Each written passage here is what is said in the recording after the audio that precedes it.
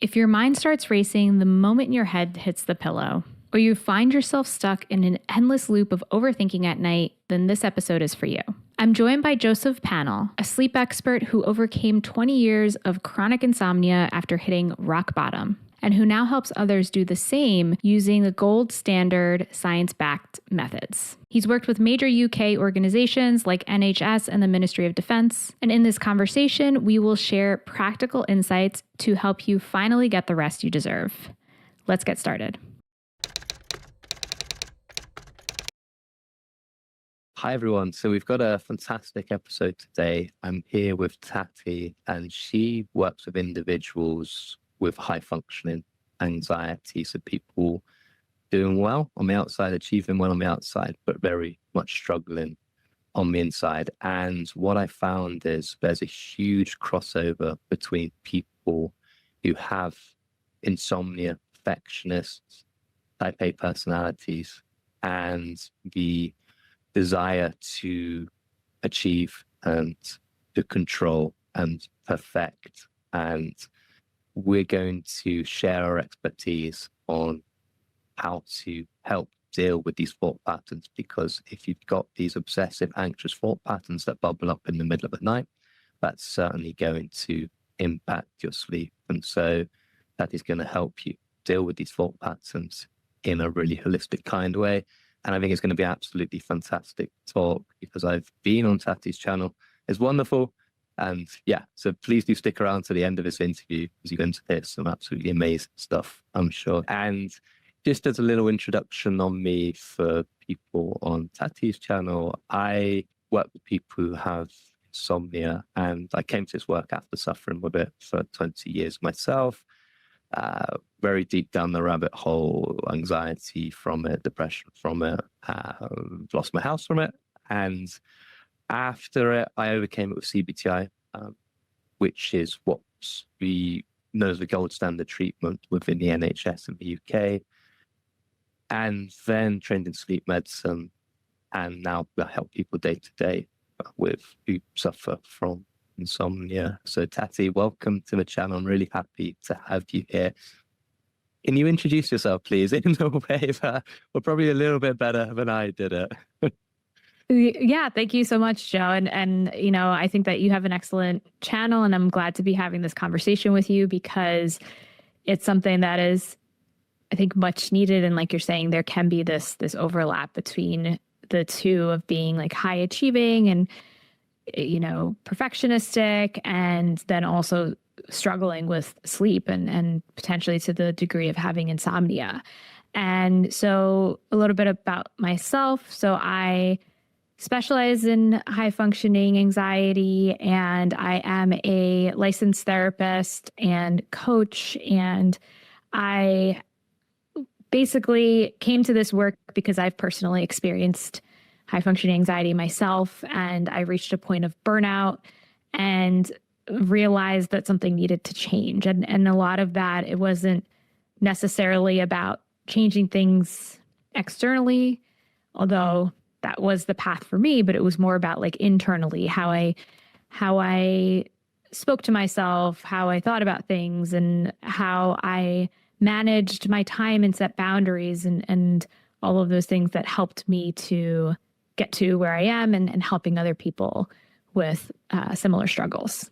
And I think, yeah, I'm having the background in exactly what you suffered from in the past probably makes, well, I like to think it helps me in my work, and I'm sure it massively helps you as well to resonate with what your clients are saying and the type of people they are. And we got a fantastic topic that you came up with, actually. It was the actual really delving deep into the specifics of how to cope with when you spiral and catastrophize in the middle of the night. And if you just say a little bit more on that, that'd be fantastic. Yeah, absolutely. So I think you put it well, of that like catastrophizing, that spiral, that overthinking. And I mean, you can tell us, Joe, if there's a difference in how you address it when it's difficulty with falling asleep or in waking up in the middle of the night. But I think both of those tend to be common. And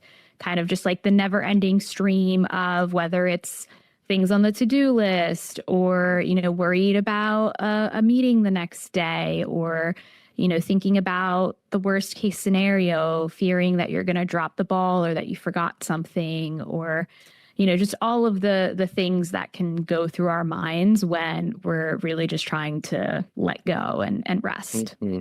Yeah. And so what I for Tati's viewers, so I'll work on the behavioral side of this because insomnia, it is very behavioral. And before the camera rolled, Tati and I were speaking about this earlier, how when people have insomnia, they start changing their behaviors when it comes to their sleep.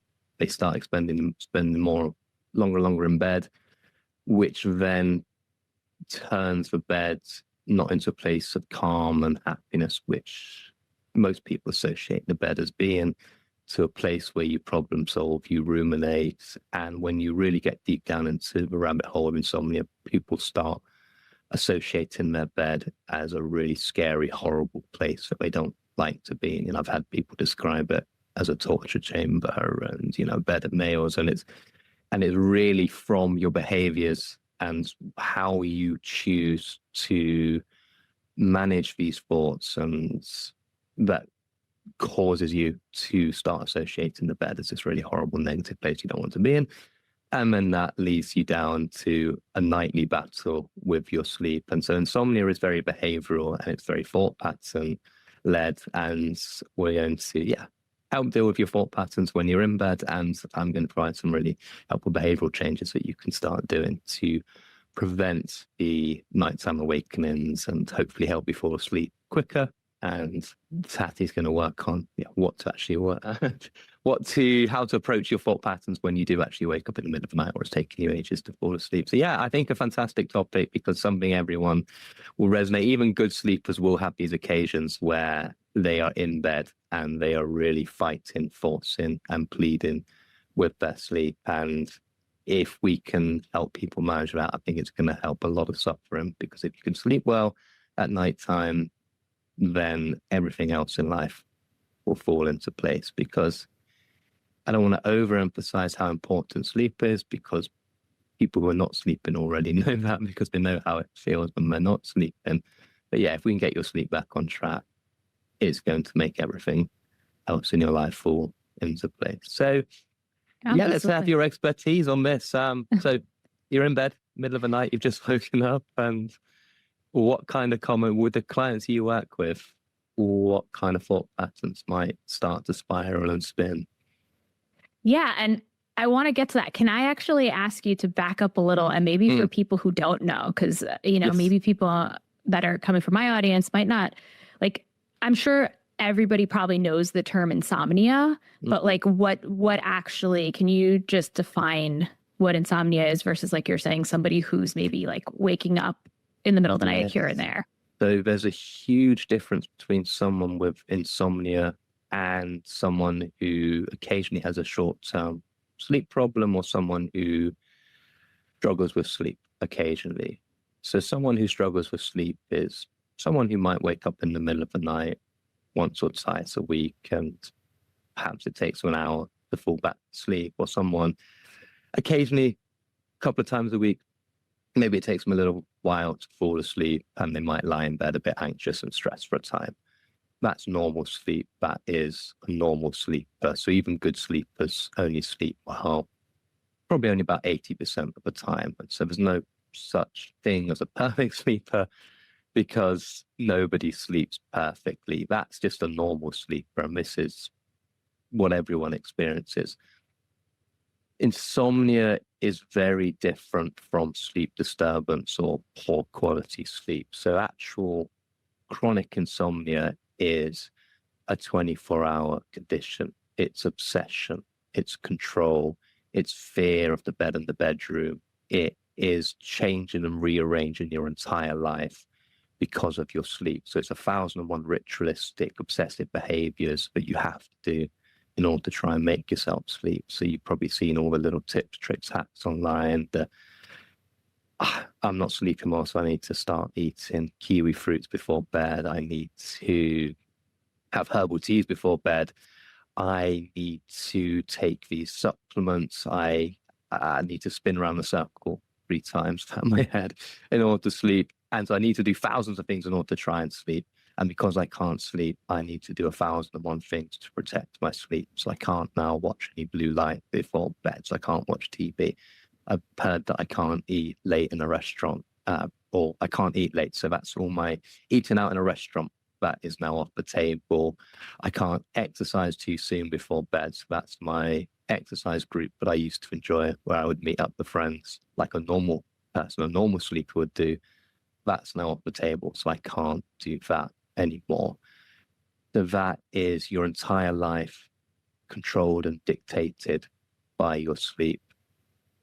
You spend longer and longer in bed because everything else in life, the harder you try it, the longer you spend it, the greater likelihood there is of achieving your aims. The people with insomnia will generally start spending longer in bed, sleep even worse, and then the daytime becomes this whole battle with trying to sleep at nighttime. With every waking thought becomes something, how am I going to sleep tonight? Your nighttime becomes a battle where you're lying in bed fighting thoughts and pleading with sleep. And it's something that controls, dictates, and takes over your entire life. It's very similar to OCD, so obsessive behaviors that people who have OCD will start doing. People with insomnia will follow down that same path, where sleep becomes something that is just in their face 24 hours a day. And so that's insomnia. It's so much more than not sleeping. It is not sleeping's a part of it, of course, but I'd say that's 20%. It's a 24-hour condition, and it is really, it is something that strips your entire life when you've really got it badly. And so that is insomnia, and this is why it can never be overcome with sleep hygiene or supplements or warm baths. Because if you've got this fear of the bed in the bedroom, if you're calling it words like a torture chamber, which people with insomnia do, doesn't matter how many hot baths or how cool your bedroom is, you're never going to fix it through any tips or tricks or and insomnia. So that's the psychological side of insomnia. Insomnia is also pattern driven. So the body clock, the sleep tribe, which we will talk more on this call. Your body clock and your sleep drive are the two things which govern your sleep. When people have insomnia, their brain takes on a very unhelpful pattern of sleep in order to try and help them, which makes it even harder to sleep. And that is due to essentially your brain trying to help you. So in the same way you can train and condition your brain to have anxiety, you can also train and condition your brain to have a very poor sleep pattern. So if I boil it down into two things, insomnia is a poor pattern of sleep, and it's the anxiety, the obsession, the control, the fear, the worry around sleep as well. So that is insomnia. Yeah, so no, way more than poor sleep. Yeah. Uh-huh. No, thank you for sharing that, because it definitely sounds like it's something that's really all encompassing. And to go back to what you were saying about, okay, how would you address those anxious thoughts that do come up at night or at any moment to come off of what you're saying when it comes to sleep? I think that it can help to first have some distancing from the thoughts. Like when we are having anxious thoughts, we can start to believe them. We don't even question them, right? We just kind of feed into them and then continue to go down the spiral of, okay, I forgot to do this thing that I was supposed to do yesterday. And well, what if this happens? Or, what if I lose my job? Or, what if my partner leaves me or whatever? It kind of goes into all of these worst case scenario. And I think it can help to, when I talked about the distancing, to just identify that your thoughts are not facts. And so we don't need to believe them as though they are factual, and kind of addressing and challenging those thoughts. Now, sometimes when we're in a spiral, like challenging those thoughts can sometimes create more overthinking. So I think I find that it can be helpful, especially with difficulty with sleeping. I'll tell people to keep like a notepad or something nearby and like write down those thoughts, or do a brain dump of what's worrying you before you go to bed at night, because that can give you kind of like a container to distance yourself from those thoughts or those to-dos and communicate a boundary in a sense of, okay, I'm going to set these thoughts aside and then return to them in the morning when I can actually address them. If it is something that's valid, or if it's something that is kind of a worst case scenario thought, then seeing if you can have some perspective when it comes to this, and looking at the evidence in the situation. You know, is it true if you forgot to check one thing off of your to-do list yesterday, that means that your whole world is going to fall apart? Or is there some middle ground between, you know, that before that worst case scenario occurs? And these are, like you're saying, the same way you can train yourself into anxiety. So these are skills that you can learn to train your brain to think differently. I like to give this metaphor of imagining that your brain is like a field of grass. And I learned this in a mindfulness training before. And the way that you're thinking about things right now, so maybe it's the anxious thoughts, is like a well-tread path that's been, you know, walked many times. And so it's going to be easier to go down that pathway and think those same anxious thoughts because that pathway's already been well tread. And the process of thinking differently, questioning these anxious thoughts, challenging them, and focusing more on, even if it's not like, we can't always think positively, even if it's just having a neutral thought of accepting what has happened. That is a process of, you're basically creating a new pathway. You're kind of like bushwhacking and having to pat down the grass in this metaphor. And it's going to be something that's going to feel more difficult and challenging, and you're going to have to put more effort into in the beginning. But the more and more that you build that skill, the more the old way of thinking becomes overgrown. And then the new way of thinking becomes the more automatic way. And of course, there's always going to be anxious thoughts that we have because that's our brain's way of trying to protect us. But it's about kind of the way that we respond to them, the way we interact with those thoughts that can make the difference between, okay, I'm having an anxious thought. Can I try and say, this is just a thought, and not feed into it more? Or are you going to kind of continue to feed into it? And I love that analogy, and I'm going to borrow that if I may. I will reference you.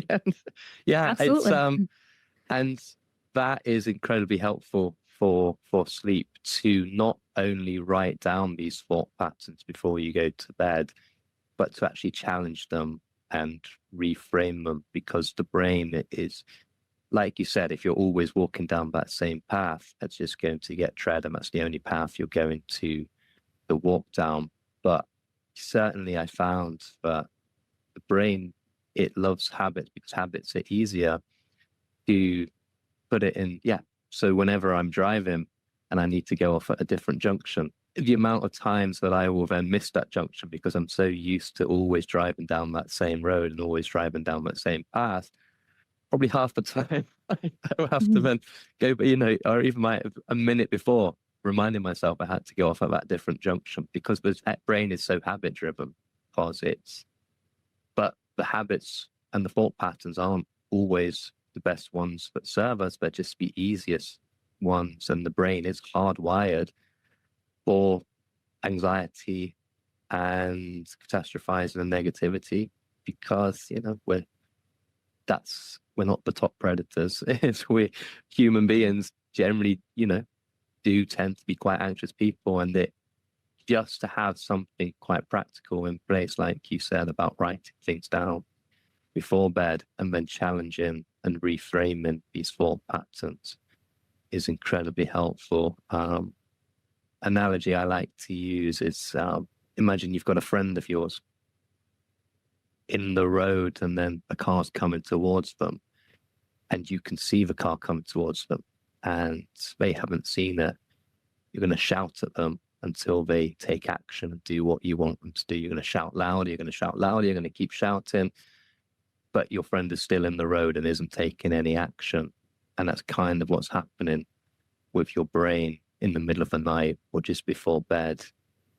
You're screaming, you're shouting, and you're not taking the action to resolve this problem. And so actually by physically sitting down before bed, putting your thoughts onto paper and going through every single one and challenging and reframing them, like you said, I think with repetition and consistency, it is going to stop these thought patterns from bubbling up in the middle of the night. And it does take time, it does take practice.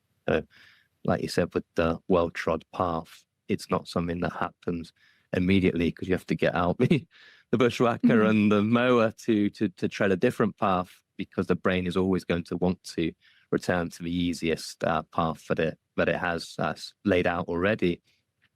But if you can train and condition your brain to think in this way, eventually, with time and consistency, you'll find that the thought patterns will stop bubbling up in the middle of the night.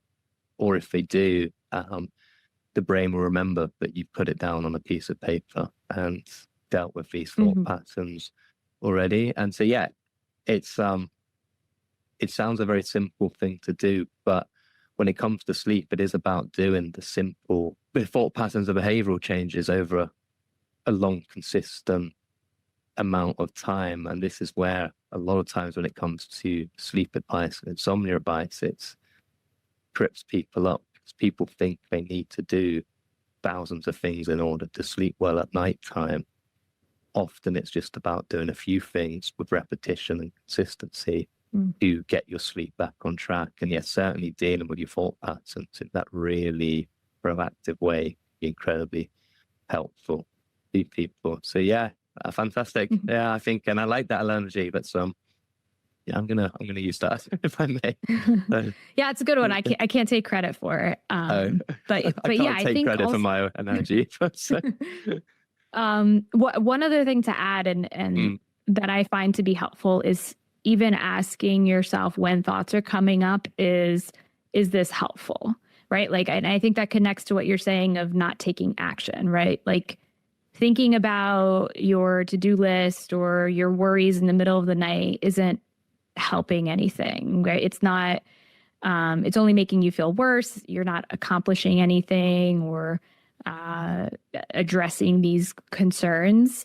And so even though we might logically know that it's not helping, we're not bringing conscious awareness to that. So I think that can sometimes be a helpful mindset shift to kind of assess, okay, is this helping me right now, or is this just making me more awake? And, you know, if we just look at the way that anxious thoughts, it becomes a feedback loop, essentially, right? So the anxious thoughts that we have then create more physical anxiety in the body, and then that activates our nervous system more and gets us more like emotionally agitated potentially, and that makes it harder to relax.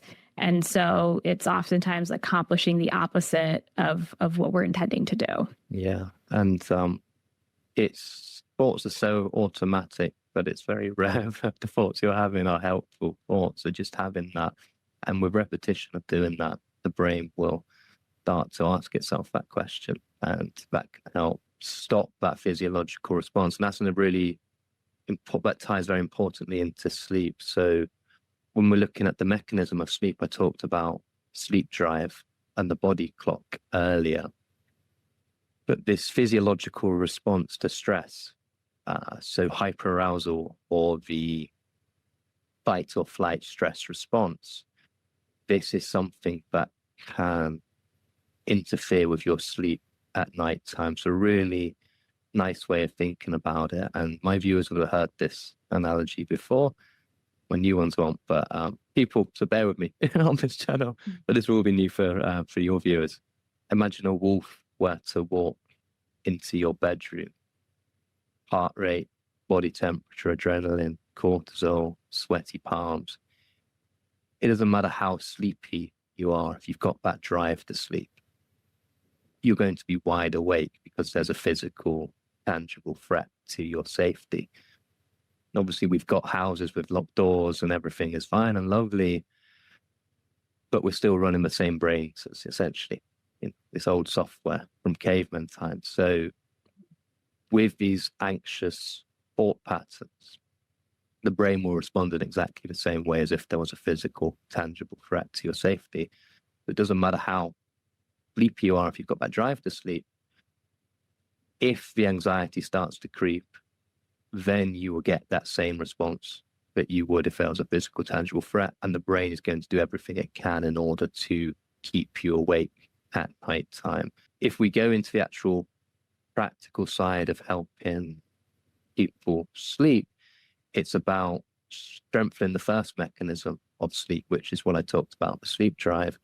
And it's dealing with these anxious, obsessive thoughts as well. And if I was to really boil down how to overcome insomnia in a nutshell, getting your body clock and your sleep drive working well for you. Well, I'll talk about that for your viewers in a bit. And dealing with this anxiety, these anxious thoughts, to tell the brain that there is no wolf walking into your bedroom. They've got your sleepy feeling, your sleep drive, and the wolf is nowhere near your house. And so you essentially boil sleep down. If you've got a drive to sleep, you're feeling sleepy, and you're not hyper aroused in this hyper alert state that you talked about. That's not your words. How did you describe it? Yeah, I don't remember. Maybe like activated nervous system, I think I said. Activated nervous system. Yeah. Then you were asleep. And that is boiling sleep down into a nutshell. You don't need to do things to sleep. It is a natural physiological process. We're always told that you've got to do 1,000 things in order to sleep, but actually good sleepers don't do all the things we're told in order to sleep, and they still sleep.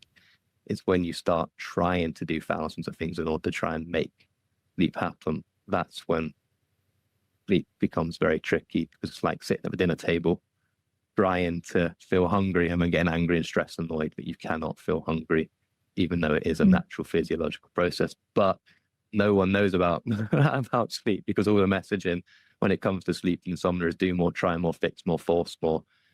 And it just leads to more of that heightened alertness and activation of the nervous system because of the wrong messaging when it comes to actually how to deal with sleep and insomnia. So yeah. That's a great. No, I like that comparison with the hunger, because I never thought about it that way. And I'm curious to hear from you what you were sharing, what you were going to talk about before, like the behavioral shifts, or like you mentioned the sleep drive. To really boil sleep down. So why do we sleep? It's really, so touch the physiological side. It's driven by, it's only driven by one thing, which is the sleep drive. So in the same way, the longer it is since you last drunk, the thirstier you feel. The longer it is since you last slept, the sleepier you feel. So the only thing that makes you sleep is your sleep drive, or give it its actual title, the homeostatic sleep drive. So a real simple way of thinking about it. Imagine you wake up at 7 a.m. and you need to be awake for 17 hours in order to produce your 7 hours of sleep. That means you wake up at 7 a.m., you'll feel sleepy the next night at around about midnight after being awake for 17 hours. If instead you were to wake up at, say, 10 o'clock in the morning, you still need to be awake for 17 hours in order to produce your 7 hours of sleep. That means you're not going to feel sleepy the next night until around about 3 in the morning. So if you can really think about, there's nothing you can do to manufacture and create sleep except for being awake. And the better quality daytime you have, the better quality sleep you have at nighttime. And so this is where a lot of the current messaging around sleep is so unhelpful, because it's rub magnesium onto your feet, or do this, or do that before bed and relax in order to try and sleep. And obviously, if you're trying to relax in order to try and achieve something, that's not relaxing. And then it has the opposite effect, like trying to relax to turn your hair blue and then getting cross and angry and stressed that you can't turn your hair blue through relaxation. And so if you can, that key message that the only thing that makes you sleep is your sleep drive is going to hugely help people, because it helps them let go of all the rituals around sleep. So that's what makes you sleep, your sleep drive. And your body clock is a key mechanism for sleep. And most people know about the body clock, but probably don't know how it works. Essentially, the body clock is designed to keep you awake during the daytime by releasing wakefulness hormones, adrenaline, cortisol. And it's designed to help you sleep at nighttime by switching off and then releasing melatonin.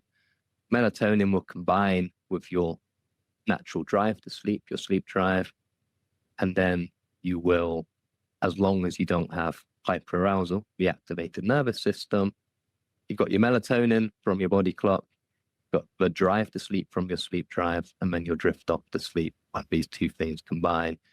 And the thing that can interfere with that is what we talked about earlier, the activated nervous system, the wolf walking into your bedroom, because sleep is inherently designed to be imperfect, because it's the most dangerous thing we could have done before our locked houses and doors and lovely things that we've got now. And so if we didn't have that mechanism where if we're anxious, stressed, and alert, we were still sleepy and unable to, break out of that, then we wouldn't last very long. But unfortunately, because we live such stressful lives, and because of certainly the people that you're helping, anxious, stressed, worrying about day-to-day life, they're telling the brain always, wolf in your bedroom, wolf in your bedroom, wolf in your bedroom. So even if you have that drive to sleep, the body clock will then start switching into essentially awake mode and keep you awake at nighttime. So that's the what creates sleep. I will get onto behavioral changes, but I'll hand back to you first to keep the balance on the conversation. And but yeah, I'll get into the actual how to change your behaviors in order to help sleep work well for you and get your body clock and sleep drive rebuilt. But if we work more on the sort of the wolf side of things, delving specifically into the thought patterns people might have at nighttime, catastrophizing they might have, so that when they're challenging and reframing their thoughts before they go to bed at nighttime with the people you help, what would you say are the real fears that people have, high functioning people have? And a lot of high functioning people have insomnia because they want to fix things, they want to perfect things, and perfectionism is very linked to sleep, because when people want to get perfect sleep and they see the messaging about they need to get 8 hours of sleep, otherwise these things are going to happen to them, they try more, they force more, they do more, and they sleep even worse, because it trains the brain that sleep isn't this natural passive process. But yeah, what are these thoughts that people, would you say, with amongst the people you help, that will spiral either before bed or in the middle of the night? Yeah, and I think kind of the general themes, if I had to identify what are the root fears, a lot of times there can be this fear of failure, and that, like you're sharing with perfectionism, can happen, or fear of making mistakes. I think I talked about the fear of dropping the ball, and that can be connected to other people. So maybe there's a fear of disappointing others or judgment from others. And so a lot of it can be connected to performance, and it can be connected to wanting to do the best that they can. And like I think you mentioned before, which was a great way to think about kind of how these two things are analogous, like the desire for control. And many times with high achievers, with high functioning anxiety, there can be this strong desire for things to go a certain way, or, there can be a rigidity that then makes it harder to handle when things don't go according to plan, or you maybe are just focused on moving from one thing to the next. So like not being able to really enjoy your life or be present, but more focusing on, okay, how can I just check off the next box or accomplish the next thing? And so all of this combines to kind of create these anxious thoughts and worries of, am I not doing enough? Or, sometimes there can be the opposite of maybe feeling overwhelmed because you've overextended yourself, because there's such a strong fear of failure. And so then maybe there's anxiety about, well, I have way too much on my plate and I won't be able to handle it. So I think those are kind of the general themes that I tend to notice in my audience and in the clients that I work with. And this then results in this never-ending kind of tape going through their mind of all of the things that they could be doing or should be doing, or, all of that pressure and worry just kind of building up. Yeah, it's amazing how much crossover there is between people you work with and people with insomnia, because, like I said, that perfectionists and type A personalities and high achievers, these are the people that I tend to work with, because you really want to fix things. And when you go about fixing things in an unhelpful way, then it just feeds more into the condition. And it's so frustrating and confusing for people who are used to the mindset of, if I do more and try more and fix more and spend a longer time at something, the greater likelihood there is of achieving my aim, which people with high achievers, that is the sort of the mindset that they have. And this is why so many high achievers will suffer from insomnia, because you apply that same logic. And I think what you said about the actual really going specific into the thought patterns people will have that might bubble up in the middle of the night is incredibly helpful, because that exercise you talked about, which is fantastic exercise for people to do, to write down their thoughts and then challenge them before bed. If you can really delve deep into the specifics of the things that are likely to bubble up in the middle of the night time, and have delved deep into challenging them before you go to bed, and with repetition, 3 weeks, a month, 2 months, you'll find that the brain will naturally start moving towards these positive thought patterns, so that they don't spiral in the middle of the night. Like when you first put a match to something, if the brain can go, no, I've dealt with that, that's on the piece of paper, and I've been dealing with that same thought pattern over and over again for the last 6 weeks, then it will stop that taking light in the middle of the night. And really delving deep into the specifics of what people are anxious about and stressed about is incredibly helpful. And it tends to be, if you've got some anxious, worried thoughts, it tends to be the same. For a lot of people, just a handful of the same worries. Yeah. That never get put to bed. And then maybe one of them you just overthink and then obsess about, but then another one comes to the list, and then it just keeps spiraling and turning. So huge crossover between same people that we work with. And so if I were to help your people on your channel, the actual behavioral changes in order to reduce the amount of nighttime awakenings and prevent them from happening, or reduce the amount of time it takes you to fall asleep, or prevent morning awakenings, or help you fall back to sleep earlier in the morning. So I said earlier about the body clock and the sleep drive. So these are the two things that govern your sleep. So you want to be helping to rebuild your body clock and your sleep drive and get them working well for you. And I also said about how it's common with people with insomnia to want to try and fix things, but they go about it in the wrong way, which can make sleep worse. And this is from a desire to control things, and then because you're controlling this actually makes your sleep worse because it does the opposite of what you should be doing.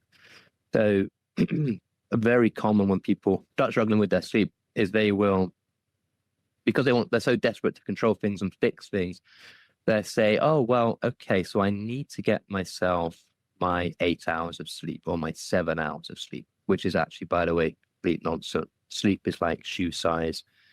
Some people wear a size 9 shoe. Some people wear a size 7 shoe. It's you need the amount of sleep you need to wake up feeling refreshed. So first of all, letting go of that idea that you need to get 7 or 8 hours of sleep, because that's complete nonsense. There's some people with a short sleep gene, for example, who function absolutely fine 5 hours. So letting go of the idea that you need to get a certain amount of sleep in order to feel good is incredibly helpful.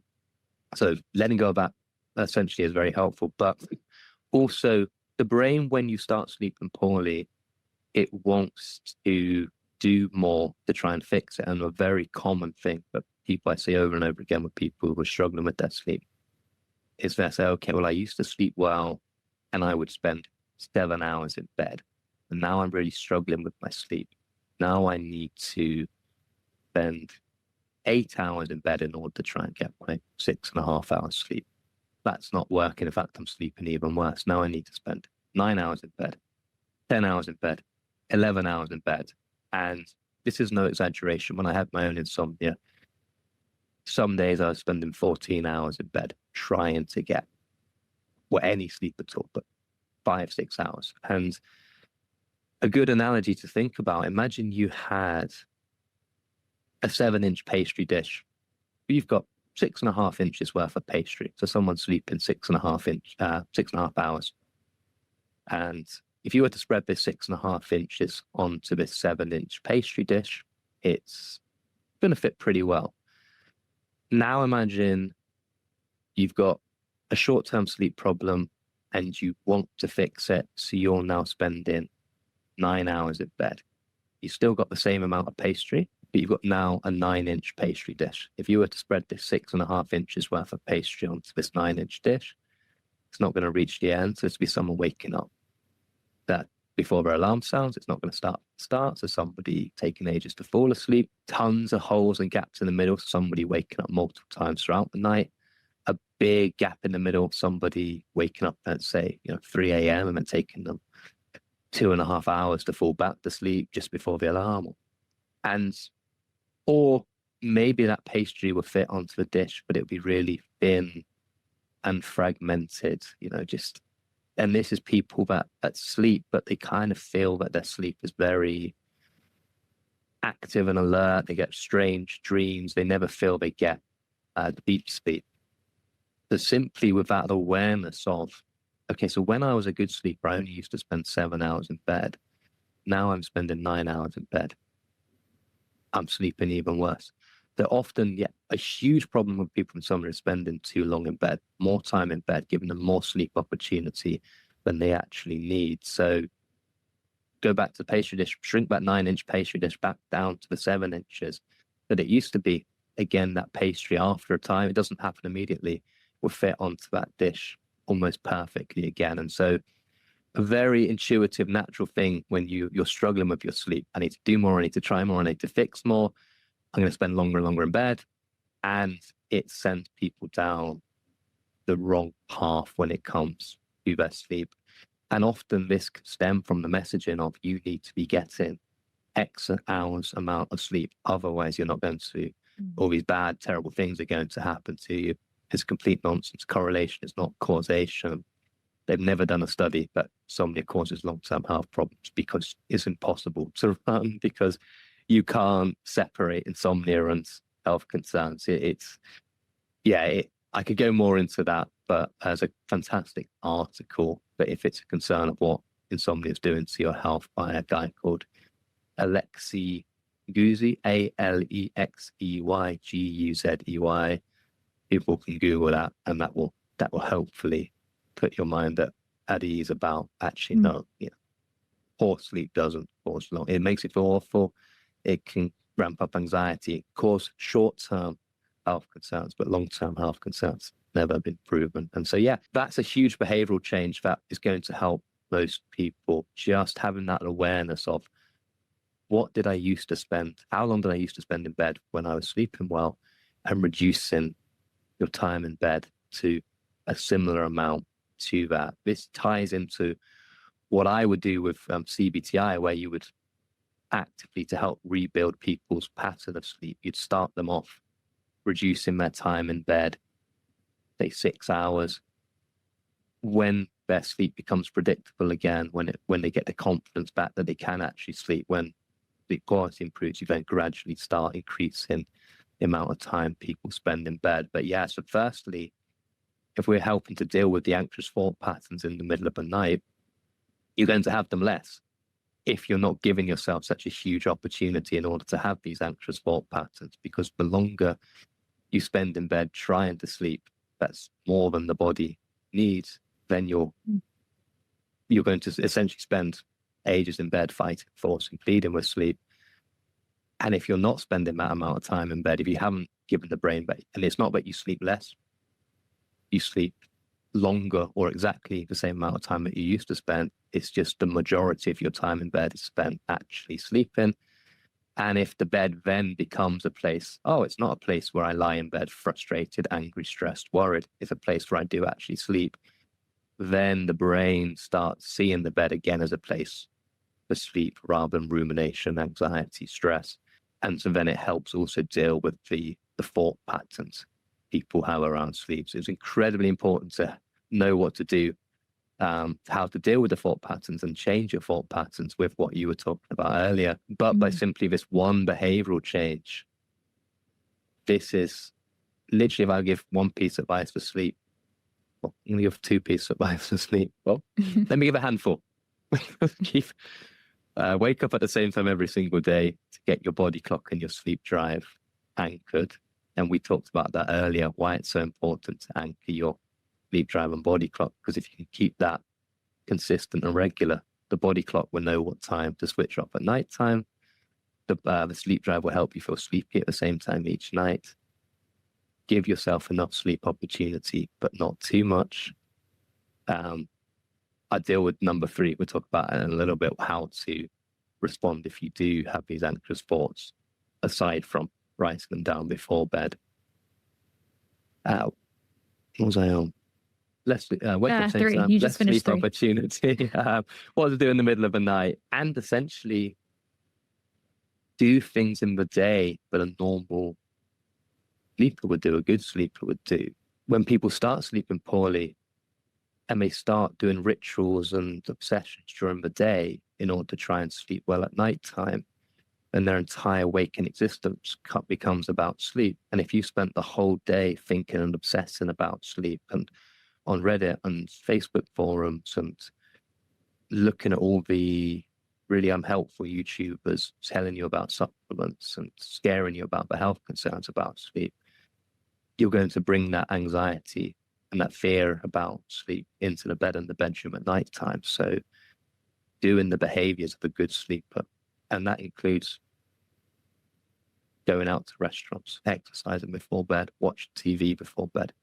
It doesn't include, 20 coffees before bed, because normal sleepers aren't doing that. It's normal behaviors of a normal sleeper. It's not really controlling an extreme that people with insomnia have, obsessive controlling, say, but it's not no good behaviors around sleep, where you get up whenever you want and you have Red Bulls before bed. And that's not, it's that middle path which essentially helps people sleep, of reasonably good behaviors. And yeah, people want to be obsessive and controlling around their sleep when they sleep poorly, but essentially just doing those real basics and even getting up at the same time. You don't have to do it perfectly and all the time. It's just having that awareness of why it's quite important to do that. And if you got insomnia and you're sleeping poorly, it's good to get your sleep working for you initially well, and then you can have lie-ins like a normal sleeper would do. It's just an hour lie-in is normal sleep, but 7-hour lie-in because you spent all night fighting, forcing, pleading with sleep. It's now typical weekend is someone with insomnia. So essentially that is getting your behaviors back to what a good sleep will do. And that's the key to sleep. Is this something a good sleeper would do? Is this something I would have done when I was a good sleeper? And reverting back to that is how you get your sleep back on track. Or if you're really deep down the rabbit hole already, then you need a bit more than that. But for most people, that's pretty much all they need. So yeah. Yeah, no, I think that's interesting because, first what you were saying about the pan and reducing the amount of time you're spending in bed, I think that's really counterintuitive on the surface. You would think you would want to, like you're saying, try harder or do more. And so I think, though, like what I'm hearing from what you're saying is that you're actually letting go of that control and trying to fix the problem and trusting that your body knows what to do, essentially, as long as you just allow yourself to, like you're saying, do what a normal person would do when it comes to sleeping habits. Yeah, it's you can train the brain to have whatever pattern of sleep you want, or not what you want, what it thinks it needs in those given circumstances. A great way of thinking about it. I had a client who was a solo round the world boat tripper. So they were ones that did the races. And you can't sleep for, say, 7 hours, because if you did, pretty bad news. Boat's going to get off course. At the best scenario, it's going to be at the bottom of the ocean at the worst case scenario. So what they do is they set a timer to wake themselves up every 20 minutes throughout the night time. But they give themselves, say, a 12-hour sleep opportunity. So their sleep opportunity is 12 hours, but they wake up every 20 minutes. My client I had, he said that literally within a week of setting that alarm, he would wake up second before the alarm throughout the night time. And so the brain had learned to wake him up every single 20 minutes throughout the night time, because that was what the brain thought it needed. And you can train your brain to give you whatever pattern of sleep it thinks it needs at the time. And when people have insomnia, the brain thinks you want a poor, fragmented pattern of sleep. If we think back to how sleep was before we had our locked doors and lovely houses, the most dangerous thing we could have done as humans would be to go fully unconscious during the nighttime.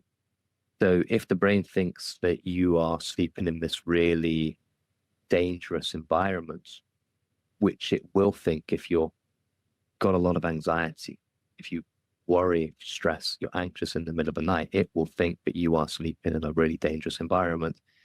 It will give you the pattern of sleep of someone sleeping in a, scary, physically scary environment. So it'll be very light, it'll be very fragmented. There'll be a lot of wakefulness during the nighttime.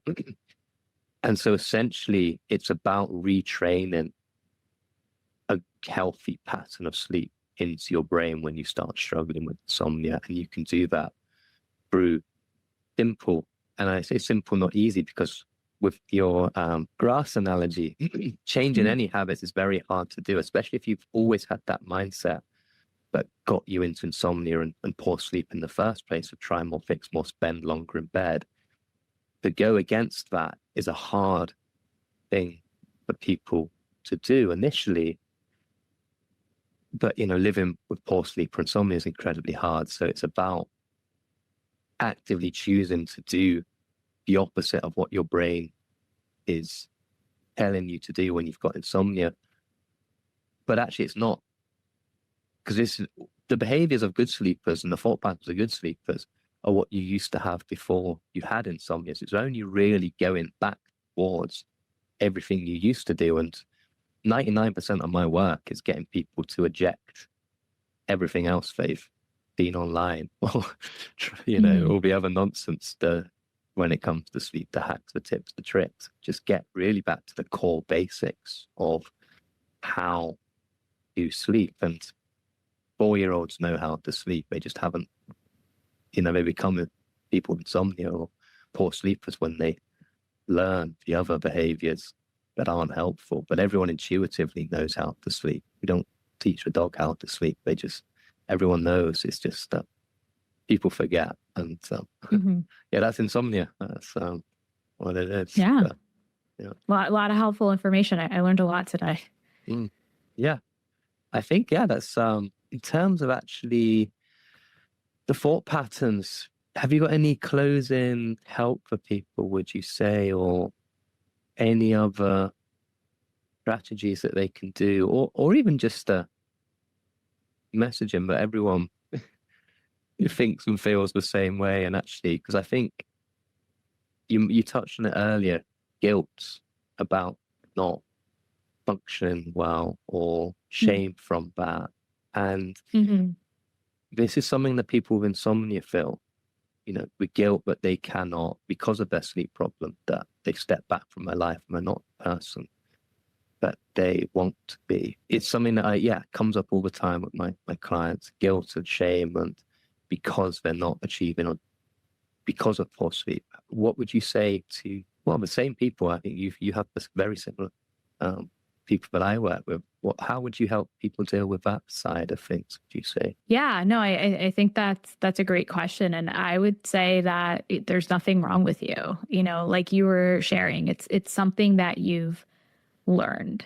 And it's just about learning a different way. And I like to also pair that. I think what can be helpful in general is the practice of self-compassion. A lot of times people who are high achieving tend to be very hard on themselves, very critical, very mean to themselves because they have a view of how things should be, or, wanting to do things, the idea that they're doing things the wrong way. And being hard on yourself, oftentimes it can feel motivating in the moment, but then it also makes you feel worse. And so the practice of self-compassion, and I think this can help when it comes to even having anxious thoughts in the middle of the night, is the idea of just being kind to yourself, being supportive, being understanding.